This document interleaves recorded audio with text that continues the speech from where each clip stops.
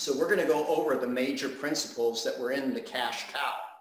So the first thing he said is that you should visualize your success. And I'm going to expand on that concept quite a bit.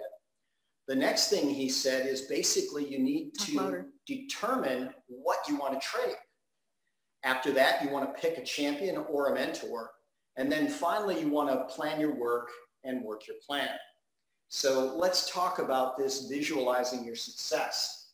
So interestingly enough, you know, a lot of people will state goals. They'll say certain things that they want. But in reality, they're usually focusing on what they lack. In that audio series, Mr. Buggs said, you know what, you'll hear people after January 1, New Year's resolutions, always saying, I want to lose weight. I want to quit smoking. I want to make more money. And sure enough, a year later, they're still saying the same thing. I want, I want, I want. And it's really because they're focusing on the lack of or the want to make it done. So we're going to talk about how we can actually focus on creating what we really want. So I always enjoy reading, studying, and one of my favorite topics is actually the brain. If we're going to visualize, we're going to visualize with our brain, but we need to understand that as humans, we actually have 3 different brains. And I'm going to kind of draw them out here as a rudimentary drawing. But literally this first brain is what we call our reptilian brain. It's kind of a very, very primitive brain. And so I'm going to draw that out as a dinosaur. And that brain really is only concerned with survival. It's going to run what's called our autopilot. So if you like good publications, there's an article in Scientific America that actually says the brain actually does have an autopilot. Now we know this. I know probably everybody watching, just the vast majority, have probably driven a car or maybe rode a bike or something like that. But so often, once we learn to drive and we know where we're going, we put it on autopilot. We'll be going and we'll probably be doing things we shouldn't be doing while we're driving. Maybe we're talking on a cell phone. Maybe we're, I hope not texting or something like that, right? Too many people are doing that. But reality is we can usually get to A to B because we're on autopilot. So this part of our brain, the dinosaur brain, is going to be the autopilot system. And this is something that in our life actually gets programmed by the people in our environment. So we start out in life and we start with a certain autopilot in place. Now, let me tell you where I think this can be related to what we're trying to say here. So you may know that if you ever have a circus elephant, and I'm one that is always a visual person, so I'm actually going to draw my rendition of an elephant. Some nice big eyes here and a trunk, and maybe we'll even get some tusks and things like that, and then some big, strong legs. But that elephant, if you ever look at it, it can actually be staked to the ground in a way that it will not move by a little stick, or a little string, I should say, and a little stake. Now, this animal is strong enough that he could rip down almost any structure. It is the strongest land animal alive today, but yet this elephant can be held in place by a string held in the ground by a nail. Well, why is that? Well, when this was a little elephant, they actually used a big, thick chain to chain it to the ground in something that it couldn't possibly pull out. And the elephant was actually conditioned to a point where it wouldn't even try. So over time, all it takes is a little string and a little stake to keep it in place. Now, here's what I want to tell you is what we human beings also suffer from. When we look at our autopilot, we have been programmed with certain limits. So some people may call it the paradigm. In fact, Bob Proctor has a whole seminar about the paradigm. And he says, your paradigm is going to be your ceiling. It is going to limit you. So some people might say, well, I'm going to visualize myself with this level of success, right? Or I want this, or I want that. But until they can actually own that concept and expand their paradigm, they're going to have a hard time getting there. So that was the brain stem portion of our brain. I'm now going to go up to the next level of the brain, which they affectionately call the monkey brain. I'm going to actually draw my picture of a monkey. And by the way, I actually like to draw, so this is going to make this kind of fun. But here's our monkey brain. Now, this is certainly a higher level function than the reptilian brain, but this is something that the marketers are really going after. Our monkey brain always wants to chase every shiny new object. So I've taught nutrition around the world for, at this point, over a quarter of a century. And I was shocked to find out that they actually have categories of specialists called flavor chemists. Now, these flavor chemists have a job. They're supposed to make food absolutely addictive. You might remember that Jay's, or was it Lay's potato chip commercial, where they said you can't eat just one. And they were right. They were actually going to take whatever they put in there and make you want it so much that you keep going back again and again and again. So these flavor chemists are highly paid specialists, and they want you coming back for the food again and again and again. Now let's talk about this in relation to a monkey brain. The marketers out there right now know how to tap into our monkey brain. So I've got this thing, and I think a lot of you have it, a smartphone. So reality is, anytime I use my smartphone for something, this is recorded. If I go online and I buy something, if I search something, it's recorded. And what's going to happen is the marketers are tracking all my steps, and they'll go, oh, Bob likes this type of shoe. I'm going to send him ads for that shoe. Oh, Bob Googled this vacation. I'm going to show him similar vacations. Bob's interested in this cuisine. I'm going to put it in front of him again and again and again. And what they've come to know is all of your searching habits, and that would probably lead to your buying habits, and those are being traced as well. So they can always, always, always try to tap into your monkey brain and distract you from everything. It's been said right now that we are the most distracted we've ever been in our society. Now, I'm going to get back to why this is important with visualizing our success, because now we're going to talk about the third part of the brain. And the third part of our brain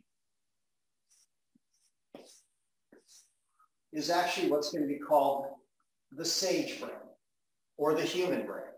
And I like to draw this brain as this character here, bushy eyebrows, kind of a prominent nose, big bushy mustache, actually sticking his tongue out, and he's got some big bushy hair. And we might even put a little equation that he came up with, E equals MC squared there. That's our Einstein type brain. Now, why do I go into this breakdown of the brains? Well, it turns out our paradigm is run on autopilot. And that has been conditioned by everybody but us. And it's suggested that autopilot is about 95% of our brain activity. Now, this other 5%, we're actually fighting between the monkey brain and between the Einstein brain. And guess who's winning in most people? The monkey brain. Now, here's the beautiful thing about being a human. We can actually tame our monkey brain, and we can program our autopilot, but it takes time, effort, and consistent concentration. So let's go back to Mr. Bug's story. He talked about how in his first 6 years in network marketing, what he attempted to do then was try to grow, but he never got past $500 a month. And he said, you know what, I could see myself at the meetings. I could see myself in the front row, but he couldn't see himself much beyond that. So how do we expand this paradigm? Well, some of it is actually the law of association. So if you remember this rule, you will basically be about the sum of the 5 people that you're going to spend the most time with. So you want to make a wise investment in that time. I once heard a quote. It says, if you spend your time with 5 fools, it's highly probable that you'll be the 6th. If you spend your time with 5 successful people, 5 tremendous networkers, 5 whatever, you will likely be the 6th. So you're going to want to step up the people that you hang out with. Now, I'm a big fan of Jim Rohn, and Jim Rohn said, you know, we're going to look at our associations of everybody around them, and then we're going to do 3 things with them. There's some people that we should actually probably almost discontinue the association with. Maybe there's people that aren't on the same page, that aren't going in the same direction. Love them, but at this point of their existence and where you are and where they're going, probably not a good match. You may actually want to disassociate. There's some that you will actually probably want to decrease your association with. You can't get completely away from them. You don't want to, but again, you're not going in the same direction. And then there are the people that you're going to want to expand your associations with. These are people that are going in the direction that you're going, that have the same goals, the same dreams, the same vision. So back to my wonderful friend, Bob Proctor, who talked about the paradigm shift. He may be today's best student of Napoleon Hill's work, Think and Grow Rich. And he's a massive fan of natural laws. And one of those laws, the law of visualization, he would actually call the law of attraction. But let's talk about these laws. So the first law is the law of energy. And that law just basically says energy is. So at the high end, we're going to have love. The highest form of energy we can have. Think about all the things that love has accomplished and can accomplish within your world. The next law is actually the law of contrast. And I'm going to draw up this symbol of yin and yang, which is the Chinese symbol of contrast. There's always an opposite. Some people call it the law of opposites. Well, some people might ask, well, why does this law have to exist? Why can't I always get what I want and just what I want? Well, the reality is, if you always got what you want, you probably wouldn't want it anymore. There'd be nothing to compare it to. So there's a Twilight Zone episode called A Nice Place to Visit. And in the opening scene, there's a criminal that's shot. You see him passed out on the concrete. And the next thing you see, he wakes up in a very plush hotel room in Las Vegas. And he's on these wonderful satin sheets, and whatever type of booze or alcohol that he tends to like is all around him. Finest cigars, because he's into that too. And suddenly there's a knock on the door, and a gentleman appears, and he looks at him and he says, "Where am I? What is this?" He goes, "Well, you're at some place you're actually really going to like. And what is this?" "Well, this is whatever you want. And I just happen to be your tour guide." So the guy says, "Oh, okay, cool." So it turns out it's in Las Vegas, and he goes down to the casino and he starts playing craps. He rolls a 7. He rolls a 7. He rolls a 7. He rolls a 7. He's just ecstatic. And he rolls a 7. He rolls a 7. Every roll of the dice is a 7. He breaks the casino bank playing craps, and he's just beyond excited. Next, he goes to the poker table.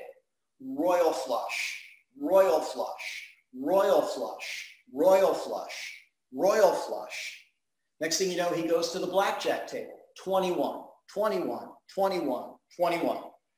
He sees a girl he likes. He says, "Hey, you, come on over here." Next thing you know, they're together. Whatever food he wants, he gets. Well, this goes on for about 3 days. And all of a sudden, he looks at his tour guide. He goes, "I don't get this. This is ridiculous. What kind of place is this?" And the tour guide looks at him. He says, "Well, I need to tell you something. You actually died." And the criminal thug looks at him and says, "Wait a minute, I wasn't that good a guy. How is it that I went to heaven?" And as the Twilight Zone would finish, the tour guide starts laughing hysterically. He says, "Who said this is heaven?" So reality is, if you always get everything you want, whenever you want, no risk, no issue, no nothing, it suddenly becomes very, very meaningless. So this law of contrast is actually very, very important. And the contrast is only to direct you towards what you want. Now that's what they call the law of attraction. And I have seen the law of attraction symbolized by what they'll actually call rockets of desire. And now we go back to Think and Grow Rich. How you think, how you attract, how much you desire is actually a universal law of how you're actually going to make it happen. Now let's move on forward. 7 universal laws. The next universal law is actually called the law of gender. So I'm going to draw,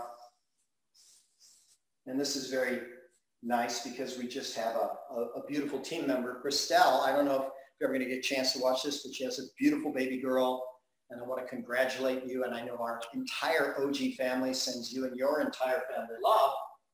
But the law of co-creation, the law of gender, says we need to have a male contribution and a female contribution in order to start creating new things that happen. So now what happens after the law of gender? We have the law of sowing and reaping. So there's actually going to be an egg that's implanted and it's going to grow, and that's more or less sowing and reaping, cause and effect. Whenever a concept is happening, there is a period of time that it actually has to grow and incubate. The bigger the thing that you're trying to manifest, the greater thing you're trying to create, the more gestation time is absolutely needed. Then ultimately, we have a baby. I'm going to draw it like this. And that baby ultimately will grow. And I'm going to draw this as a big, happy, smiley, and grateful human. That's actually their hands in front of them, right? Giving thanks for everything in their world. And this is actually the law of relativity. Things start out small and they ultimately grow, grow, grow, grow, grow. So everything is relative to everything else. Mr. Bugs had recommended a book by T. Harv Eker about the millionaire mindset and about speed wealth. And T. Harv Eker always said, you know what? You can rate every person in size anywhere from a 1 to a 10.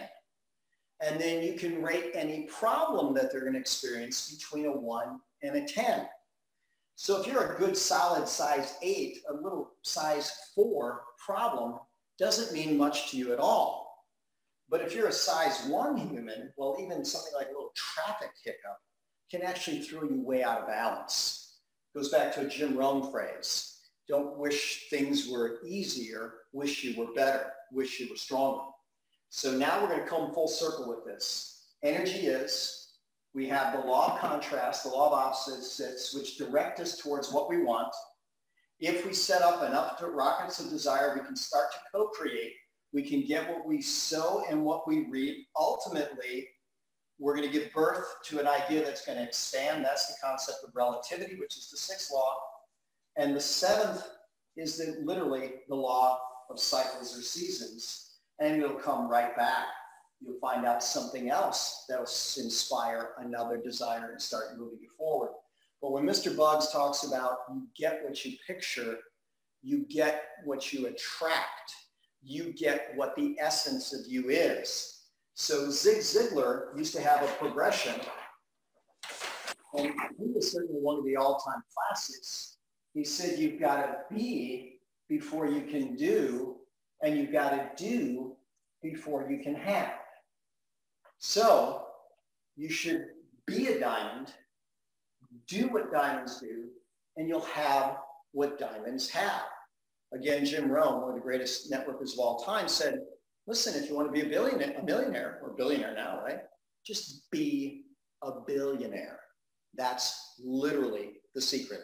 So you want to visualize what you want to do. You want to put lots of energy in it. And by the way, I want to come back to that Einstein equation real quick.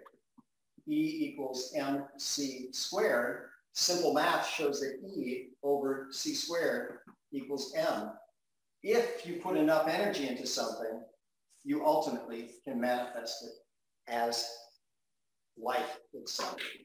Really, really, really powerful there. So now the next part of what we're doing is going to be figuring out what you're willing to trade. So being a big fan of books, one of my most recent books is a book called The Tools. And The Tools says this.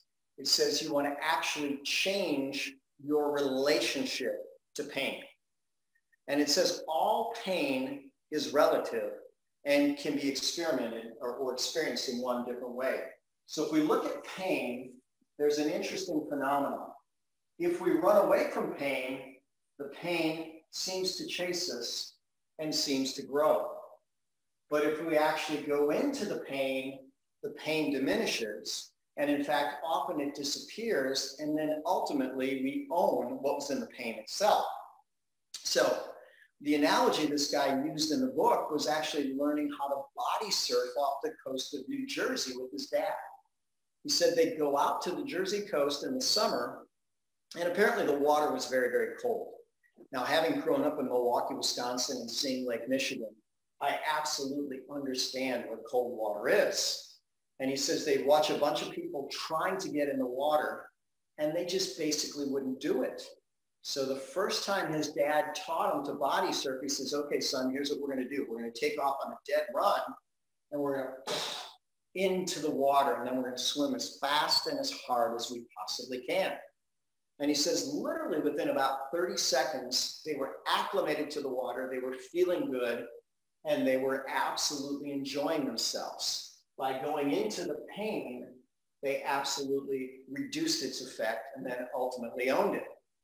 So there's a gentleman named Wim Hof, and now Tony Robbins is starting to promote him a bit and taking on some of what he does, but Wim Hof's nickname is the Iceman. Here's a guy that seems to have mastered cold.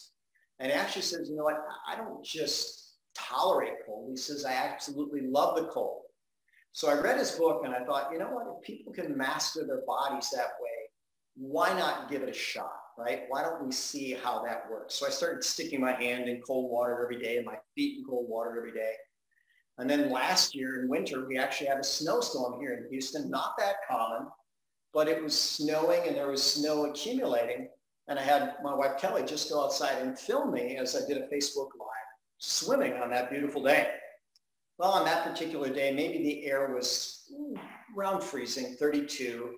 Maybe the water was low 40s, but we had a really hard cold snap here. And on the coldest day of swimming, the air was 22 and the water was 36. So that was a pretty nice cold day. But here's what I remember thinking every one of those days. I get to set a new record today. This is going to be awesome. And I'd literally run outside, I'd dive into the pool, and I'd be really invigorated by it by the time it was done. So what's painful to you? So here's a fact. Every one of us has this thing called our comfort zone. And here's a fact. All growth occurs outside of our comfort zone. But if we go too far, we can actually get into a crash zone and cause a big problem. So all the pros, the best of the best, are going to tell you this. You want to become comfortable becoming uncomfortable. So here's a metaphor that we can use with this simple rubber band, right? Here's the comfort zone for the rubber band. It's not doing much. I begin to stretch it, and there's possibility for growth. We can absolutely see that growth is occurring. Now, I'm not going to take it as far as the snap, but there's a lot of tension here. And if I go too much further, that thing's going to snap, and then we're going to lose everything. Well, believe it or not, we can actually do that with our distributors a lot of different ways. I've heard Mr. Bugs train, and he says, you know what, if you've got someone where it's going to be out of their comfort zone and start earning an extra $500 a month, you probably don't want to start talking about earning $30,000, $40,000, $50,000 a month. Why? He would use the term, you're going to blow them out. You're going to take them far beyond their comfort zone, and that's just not going to seem real to them. Now, if you're going to talk to someone like Greg Norman, you're probably not going to say, well, yeah, you could actually work and earn an extra $500 a month. No, Greg Norman was probably more attracted by the 7 figures a month that he could potentially gain in organic. So you want to match whatever you're doing to wherever that person is. So now, what are you willing to trade? So I mentioned trade your relationship with pain, but with other relationships that you're probably going to have to change as well. You've got your autopilot, you've got your paradigm, and it's being maintained by the things that you're currently doing in your life. So you're going to need to start expanding your relationships. You're going to have to learn to start expanding your consciousness. You're going to have to learn to take on new teachers, new concepts, new hobbies. So I just got this updated information today, but it turns out 5 years ago, they said the average person spent about 31 hours a week on TV. Now that was 5 years ago, but now it's down to 22 hours of TV per week. Now, what's going on with that extra time? Well, it turns out it's the internet and it's the social media, and the average person is doing 2 hours a day or 14 hours a week on social media. So now we start looking at that and you go, holy cow, we're worse off than we were. We were at 31 hours 5 years ago. Now we're at 36 hours or more than 5 hours a day. So here's a quote from Henry Ford. He says, what I've found is that most people who are successful become successful in the time that others are wasting. So can you actually put in good TV time? Well, you probably could. Is there some good time to just relax and kick back and not do anything? Of course, leisure is important. You don't want to be on all the time. In fact, human beings do really well being on than being off, and being on and being off. If you look at professional athletes, they have an on season, they have an off season. In that off season, they're going to lick their wounds, they're going to recover. They're not going to train most of that time at the same intensity during the on season. By the way, an interesting thing that Mr. Buggs said, I believe he said it at the Super Saturday in Minneapolis. I had a nice front row for that. But he said his first many years in networking, he was always on. And then he realized that was not the way to be. You don't always want to be prospecting. You don't always want to be presenting. You sometimes want to do that. Of course, you're going to make your living. But here's another phrase that I like these days. Be a human first, a marketer second. One of the things I was first taught about becoming a diamond, friendship precedes diamondship. So be a friend first. So can we take some of these hours that people are spending on social media and actually use it for productive good? And I believe that you can. I know plenty of people, whether we're talking about networkers or not, that have put up a lot of valuable content that has extended their influence. There's plenty of people out there that are putting up good, free content every single day, things that inspire questions, start leading people on a better path, and suddenly their influence or their network grows. Now remember that your net worth is your net worth. So you always want to be expanding your network.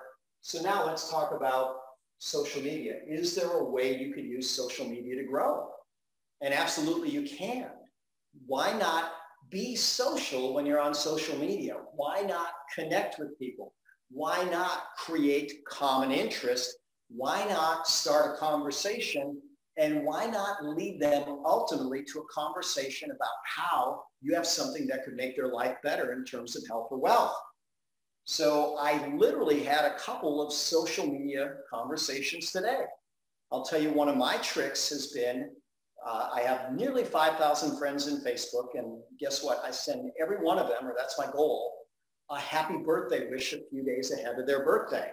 And I usually get a reply back. What I've learned lately is you want to make a nice comment on something on their page. If you share something, that gets a lot of attention. But try to get common interest with these people. And the guy I messaged today, you know, he says, holy cow, I'm 63 years old and I'm still working my tail off. He says, you know, I thought at some point it would slow down.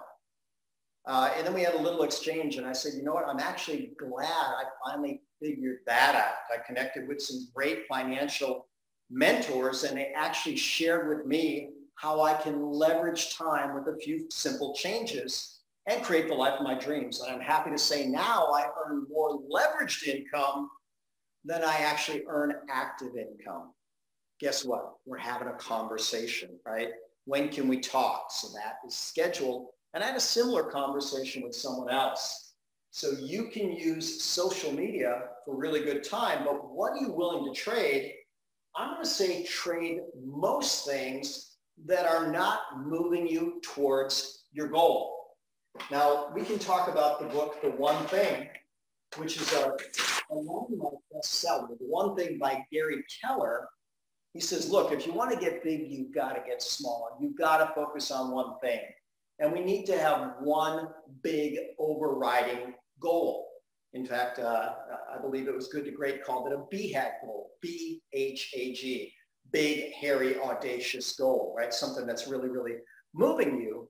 But even in the book, The One Thing, they said, look, of course we're going to talk about one thing, but it's never just one thing. So when we start talking about goals, I like to tell people to remember that we're mental. And I'm going to use pictures tonight because that's what we're doing. And the goal of mental is 1, to tame your monkey, to 2, to expand your paradigm. I should spell out monkey. And then you want to grow your specialized knowledge. That's going to be the mental goal. Now, what's the physical goal? Well, I like to draw a little figure with lots of energy, a big smile on her face, just jumping up, enjoying life. The physical goal is going to be vitality, to be full of life. Now, in order to be full of life, you've got to eat right, drink right, think right, move right, sleep right, poop right, talk right every day. And you should do that in a way that increases your vitality. Emotional. This one I like to draw out as a balance scale. But now they define something called emotional intelligence. And they said that emotional intelligence is actually a balance between your brain and your heart. And that is the intelligence that will move you forward beyond anything. How do you create that balance? Connect your head and your heart. And it's been said that that's the furthest journey that anybody will ever take, is those 12 inches between your head and your heart. So mental, physical, emotional, spiritual, we know that the most successful people of all time have to have a solid spiritual component. If you look at what you're seeing here, you can see matter. It takes up space, but understand that 99.99999% of matter is empty space. I am mostly empty space. What's in that empty space? Well, hopefully spiritual and hopefully infinite love. But what we want to do, spiritual, is we want to, and I'm going to draw what I draw for myself every day. I draw myself with two eyes that see through love. I have a big smile on my face. I have a couple of ears because I want to learn to listen. And then I've got a heart that tries to have infinite love. And I want to connect that to my brain. And I want to connect that to all of the ultimate spirituality, whatever you choose to call that. And this, by the way, is called integrated. It's called integrity. It's called whole. And when your mind, body, and spirit are all connected, that's as integrated as you can be. When it comes to social, I like to draw a nice dog. Man's best friend. And we have to remember that why does the dog never have to do anything to earn its food? What it does is it just loves. It's always happy to see you. Always happy to see you. So a joke which is not too, well, we won't tell any jokes that are out of line, but there was a story that says, okay, imagine you actually locked your dog and your best friend in the trunk of a car for 3 days. Who would be happy to see you when you open the trunk, right? Man's best friend, dog. Mental, physical, emotional, spiritual, social. Financial and impactful, when we talk about finance, we've got the law of compensation. And here's what the law of compensation says. You will get compensated or paid according to, one, how many people you help and how much you help them. So let's look at this a couple different ways. Let's say that you actually help 10 people in Organo become diamonds. Well, I'm going to say you're probably going to be in pretty good shape. What if you helped 1 million people enjoy a healthy cup of coffee every day? You can help a lot of people a little, or you can help fewer people a lot. And that's how you're going to be compensated. Then finally, impactful. Impactful quite is, how are you going to help people improve their existence? How are you going to help them along their journey? How are you going to help them in a positive way? And that's going to be the impact. So what are you willing to trade? I would trade anything that's not moving you in the right direction for anything that is moving in the right direction. So now let's go with what Kelly and I did. So when I took a personal inventory of my life 5 years ago and we started building, I didn't think I did too much television. But reality is I watched a number of football games on Sunday. I watched a number of UFC fights or replays every single week. And I watched a show called River Monsters. Those were my big three. Well, I said, okay, no more TV. I'm just going to get rid of that. What about drive time? I've always done drive time, not always, since the 80s, believe it or not. I heard Zig Ziglar talk about Automobile University, and I listened to cassette tapes in the 1980s. And then later on, it became CDs. And then now, of course, it's MP3s, and you can get whatever you want. But I decided I was going to start learning these people skills, these networking skills, and learn the trade of network marketing. So anytime I drive, there's going to be an audio playing, planting seeds of expansion in my brain. We consistently, Kelly and I, put in 10 hours a week. We've done that for 5 years. We have a mixer every single week without fail. We go to every company convention. And what do we do after that? We have a blitz week after that. With the exception of one time, we actually had a blitz month. So that was last September. We went out of Expo and we said, what do I mean by a blitz week? A blitz week after an event, we're going to work about 50 hours a week. And that has always bumped our business massively. Last year, we did a blitz month, and then we went Blue Diamond. So what were we willing to trade? These things that weren't moving us towards a better future to things that are. And I can tell you, we'd never look back. There's no way I'd ever erase that trade. In fact, I just wish that I had started earlier with it. And we go back to what Mr. Bugs would have said about belief, or his vibration, or his law of attraction. He said he would have believed bigger. He would have believed faster. And what that meant is he would have taken his Einstein brain, and on many levels, his brain probably outdoes Albert's, but he would have taken his Einstein brain and he would have gotten really good control of both his monkey brain and learned to program his autopilot bigger, faster, more efficiently. In fact, I want to say another story about that. I remember he talked about he was a professional networker when he found Organo. And when he learned that Miss Marianne Node at that time was making $800 a month residual income, he says, you got to be kidding me. She's got no experience and she's doing that. He says, you've got a product that everybody wants that has a patented competitive advantage. You've got a market that's all over the world, or as Warren Buffett said, what you do, let that be your hobby. What the world does, let that be your business. And you've got a product that's priced for profit for the corporation and for the consumer. This is a no-brainer. And he built a network like it's never been done before. And he traded some good, hard time to make that happen. So now the next step is to pick a mentor. And I'm going to actually take just a moment to check my time. Looks like I still got plenty of time. I might even put a timer on my clock so I know or figure out how to keep that. But at any rate, you want to pick a mentor. So here's where we might want to be a little bit careful. We have so many really solid people in Organo that you probably can't go wrong picking in a plugged-in upline as your mentor. But that's going to be one of the points. It's got to be, or it should be, your upline.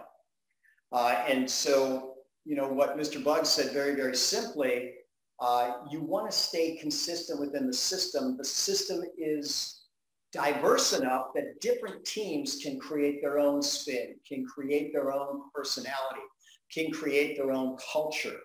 The culture within Organo is always unity, loyalty, edification. That's across the board. But different teams are going to be known for different things, and it's the system that's going to work for them. And if you have a plugged-in upline that's making it work, that's probably the best choice for you. So remember, the role of cross-line leaders is always just to edify the local leadership and turn people back in. But when you want to pick a mentor, it's hard to not really look at the very top and see someone like Mr. Buggs and go, wow, why don't I follow that? Or Mr. Moran, why don't I follow that? Well, you can, but you're usually going to follow it from a distance. And you might want someone to work with you a bit closer. I was at a personal development seminar a few years ago, and they were talking about this concept of mentors. And they said, you know what, when most people think of a mentor, they really don't want a mentor. They want a babysitter, or they want someone to move them from day-to-day action. That's not what you're looking for. You want guidelines set in place to utilize.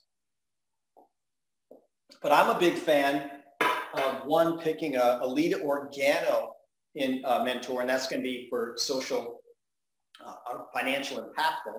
But you might want a mental mentor. You might want someone who seeks knowledge in a beautiful way. And by the way, you want all kinds of knowledge, right? You want certainly specialized knowledge. That's Think and Grow Rich, but you want a lot of knowledge of what's going out there. Physical, you want a physical mentor that can move your body in the way that honors your body at this point of your existence. Emotional mentor, someone who's really got this relationship down, where they really know how to connect with people, to honor people where they are, to move them forward in a beautiful way. Spiritual. I was listening to Mr. Buggs the other week, and he mentioned that one of his mentors is T.D. Jakes. So great spiritual mentor. We should all certainly have those. And then social, financial, impactful. So when you're going to pick a mentor, pick someone who's created what you want, and then bounce back and forth with them the way you're going to go. So I've read a number of books and listened to audios by John Maxwell, who's one of the leaders in teaching leadership all over the world. And when John Maxwell would give, when a mentor would come, or sorry, a student would come to him for advice, the student would usually ask John Maxwell advice, and he'd give him advice. And on the next meeting, it was generally accepted that the student was going to say, just to remind you, here's the problem I came with you with. Here's what you told me to do. Here's what I did. Here are the results. Thank you. Or here are the results. Didn't quite go as I thought. Here's what I tried next. Didn't seem to work. What do you suggest next?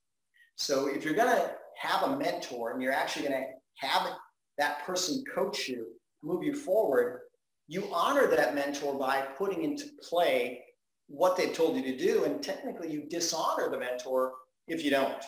So John Maxwell always said, you know what, I'm always going to give people the benefit of the doubt.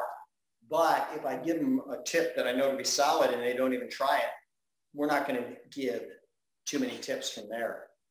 So now, what is step 4 of Bolton Buggs' Cash Cow 4 principles? Number 1, visualize in such a way that you become more attractive towards creating the goal. Number 2, figure out what you want to trade and literally for how long you're going to trade it. By the way, the greater the task that you're trying to solve, the more you're likely going to have to give up. So there's something called the motivation equation. It's also called the procrastination equation, but it's this, it's expectancy, which we could call competence, times the value of what you're trying to accomplish, divided by your distractibility, and they actually call it impulsivity, times the amount of time it's going to take you. So if you're going to be motivated to make something happen, you better be very confident. It better have a high value for you to run that number up. You better not be distracted. That means tame your monkey brain. And you probably need to get it done fast. And so we've had plenty of people that have jumped in this business and said, yeah, I'm going to take it all the way. I'm going to be a crown ambassador. And then not realizing that, one, they were very distractible. Two, they probably didn't have a high level of confidence. And then it was going to take them a long, long time to get it done. So I like to set daily goals. And that's where we're going to go with plan your work and work your plan. So I just watched it again on YouTube for, I'm not sure how many times I've seen it at this point. The first time I saw it was live with Mr. Shane Moran giving his 90-day game plan interview. And he did it in Las Vegas, and I believe it was 3 years ago. Now, on that particular year, Organo had something called the Go Diamond Weekend. And that was in, I think, the end of May in Florida. So about 90 days ahead of that, Mr. Moran went through the 90-day game plan. And he says, you know what? If you do this, you're going to break a pin level, if not a diamond for yourself. So Kelly and I jumped in. Well, sure enough, we showed up at the convention in Orlando, the Go Diamond Weekend. And we can tell that story later, but that's when we went diamond that weekend. But here was his 90-day game plan. He says, daily, you want to sample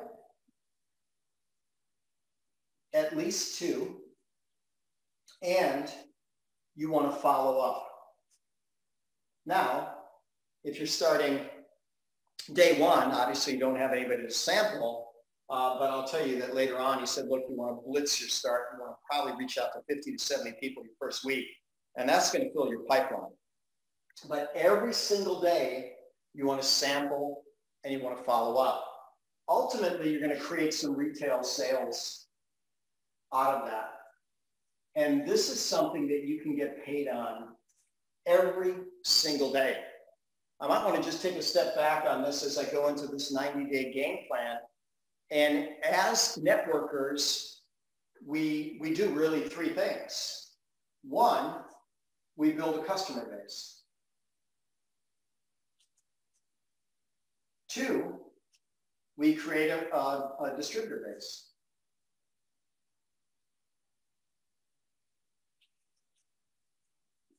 And 3, we improve the productivity of both.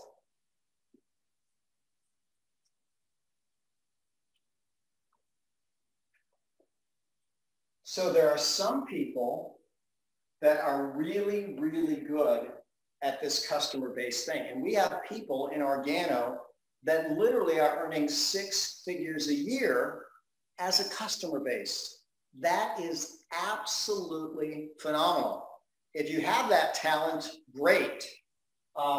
If you don't, learn from these people and learn to figure out how to get your 10 customers. Remember, that's part of our 4 steps, and a big part of it. You want to get those 10 customers because people that you bring into the business will do what you do. So what about the distributor base? Well, I almost always, and I do mean almost always, start with the product, even though it might, I did mention that a couple of people I had some Facebook conversations with who said, hey, we might be able to get a business that can leverage your time. But almost always, I start with people with having a good product experience. So whether it's our coffee or tea, believe it or not, we've even signed up business partners with soap or with toothpaste, certainly with shakes, occasionally nutraceuticals. But when people have a good experience with our product on follow-up, I just simply tell them, okay, there's 3 options. You can be a retail customer. I'm happy to sell it to you. You could actually be a wholesale buyer. You can sign up and get everything at my cost, or you could get paid to consume or share the product. Now, that's where we build our business. When we build for people that say, how do we get paid? Well, usually that's the question. I go, well, that's interesting. How does that work? Now, there's a lot of different ways to do that. If you're going to do it over distance, you can actually send them the copy that pays video, easy enough to do. If they're in your area, you should be having mixers every single week, and we're going to get to that, but we have our mixer every week. You can count on it. It's going to happen. We're going to have people. We're going to have guests, and that would actually be part of what we're going to do weekly. So every single week, we're going to have, and Shane Moran would actually say 4 to 6 mixers that you're either creating or supporting. Now, we are very good at doing our one. I believe the Nielsen said they do that as well, but we also have team members that are having mixers every single week. So we're certainly supporting that in some multiple times a week. We were in St. Louis for a training one time, and Mr. Bugg said, you know, some of you claim to be full-time, but you're certainly not full-time. Just because you don't have another job doesn't mean you're full-time. Says some of you are part-time, but part-time ought to be about 4 to 6 mixers a week. And some of you are just sometime, and sometime is less than that. Well, I can tell you that even on sometime, but with consistency and all the events and plugging in, that's actually how we managed to build a diamond enterprise. So with the weekly mixer, you certainly want to present everything in a way that makes a lot of difference. Remember, facts tell, stories sell. The better we get at telling stories about how our product works, what people are doing in the business, the faster we move them along. And after that, we should do our 4 steps training. That should be part of every single mixer that we do after the fact. So Mr. Emmanuel Bernstein, Super E, our upline direct Blue Diamond, he shared a book with me years ago called Compound Recruiting. And within this book, when it talked about a mixer, it says that there are 3 purposes of a mixer. Number 1 is actually to re-inspire your existing team. Number 2 is to train your existing team. And number 3 is to get new business. And so you can always be successful if you're re-inspiring your team and training your team. I know there's certainly times where the mixers don't go as well as you want. I know Pete Cohen and I were in Dubai, and we actually drove a couple hours to Abu Dhabi, and we were supposed to give a mixer for a very high-level connected individual. And guess what? The guy didn't even show up. And the intermediate person that was there was really upset. There was supposed to be 50 people. There was only 3. And we just simply had a conversation with him. They said, wait a minute. Here's what we came to do. We want to re-inspire you, showing that we're here. We've got your back. We're here to help you build. We're going to train you. We're going to show you how we do it. And we're going to always stay positive. And then, don't worry about it. We've got more time this week to get new business. So I think everybody's going to have those circumstances where the numbers don't turn out. But if you always show up and always show up and always show up and always move forward and always conduct yourself at the highest level and always train and always inspire, the results will be good. So weekly, mixers, trainings. Monthly,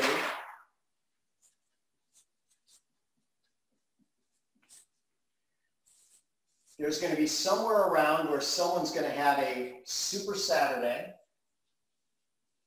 or as Mr. Moran said, if you don't have one in your market, guess what? You create the Super Saturday.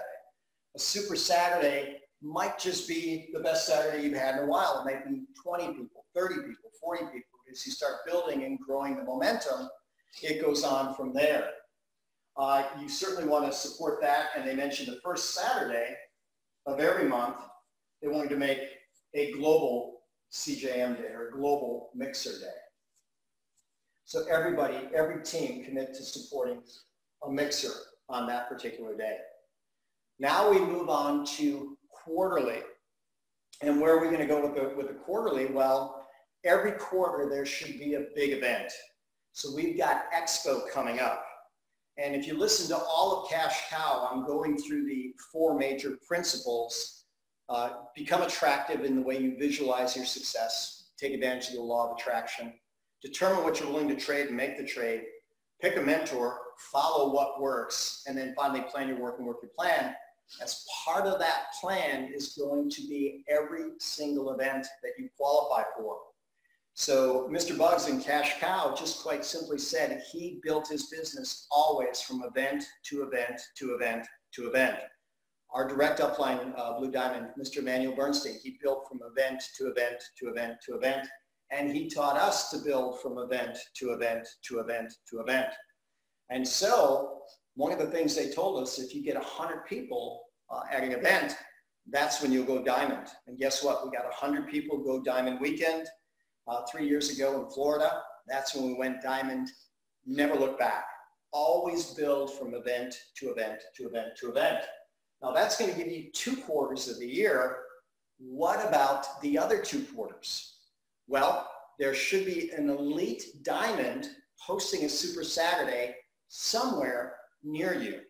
And what Mr. Moran said is quite simply plug in to that elite diamond and where they're going and what they're doing. So my watch says we're down to the final 2 minutes.